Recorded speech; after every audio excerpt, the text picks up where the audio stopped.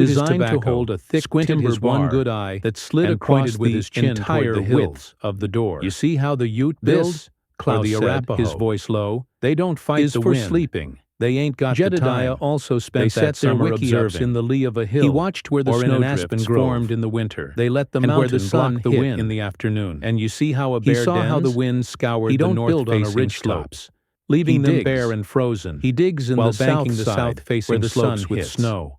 He lets Snow, the he earth realized, was the word just like the settled earth on the Ute Josiah. man had used. He had built in the It was a open, blanket on the flat.